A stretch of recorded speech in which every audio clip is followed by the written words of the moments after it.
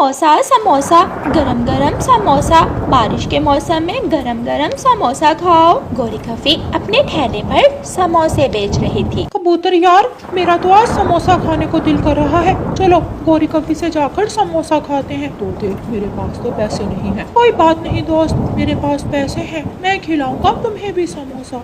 तोता और कबूतर अपना अपना छाता लेकर उड़ते हैं और गोरी कफी के ठेले की तरफ जाते हैं। गोरी गोरी, हमें एक समोसा दे दो। तोते, दो पक्षियों के लिए एक समोसा खाने से तो तेरा पेट ही भरेगा। हम आधा आधा खा लेंगे। मीठी चटनी ज्यादा डालना। मुझे पता है तुम जैसे पक्षी चटनी खाकर ही पेट भरते हो। गोरी कफी तोते और कबूतर को एक समोसा दे देती है। तोता और कबूतर आधा आधा समोसा खा लेते हैं। एक गिलास पानी भी देना। वहाँ जाओ और मटके से डालकर पी लो। एक समोसा लेकर 100 काम करवा रहे हो मुझसे। तोता उठता है और मटके से जाकर पानी डालने लगता है।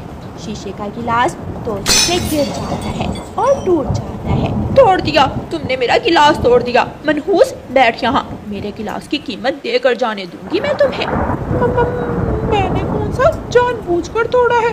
पंख से गिर गया और टूट गया।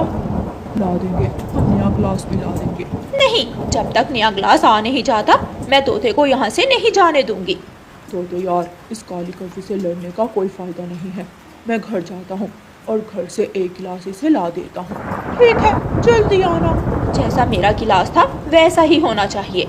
कबूतर वहाँ से चला जाता है। कबूतर अपने घर जाता है। पति जी, घर में तो कोई कांच का गिलास नहीं है। आप ऐसा करें, रानो चिड़िया से एक कांच का गिलास ले जाएं। अगर गिलास ना लेकर गया तो वो काली कफी तोते को वहाँ से जाने नहीं देगी। कबूतर उड़ता है और रानो चिड़िया के घर जाता है। रानो, मैं तो ऐसी बारिश में मुसीबत में फंस गया। गिलास क्या टूट गया गोरी कफी का, वो तो हमारे पीछे ही पड़ गई। घबराने की कोई बात नहीं है कबूतर भैया, ये लें, ये कांच का गिलास आप ले जाएं और गोरी कफी को देकर तोते की जान बचाएं। कबूतर वो गिलास ले जाता है। लो अपना गिलास, चल तोते अब चले। आहिस्ता बात करो वरना आंखें निकाल लूंगी। ऐसे ही निकाल लोगी, आई बड़ी। तोता और कबूतर वहाँ से चले जाते हैं। शाम से पहले बुलबुल गोरी कफी के पास समोसा लेने आती है। बुलबुल के समोसे से मक्खी निकलती है। गोरी कफी, तुम्हारे समोसे में तो मक्खी है। चुप कर जा मोटी बुलबुल, मेरे ग्राहक खराब ना करो।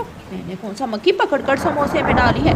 मक्खी निकाल कर खा ले समोसा। नहीं, मुझे नया समोसा दो, मैं नया लूंगी। तू फिर ऊंची आवाज में बोली, तुझे तो मैं छोड़ूंगी नहीं। गोरी कफी बुलबुल को पकड़कर ऊपर बैठ जाती है और बुलबुल को अपनी तेज चोंच से मारने लगती है। बचाओ बचाओ, कोई मुझे इस काली कफी से बचाए।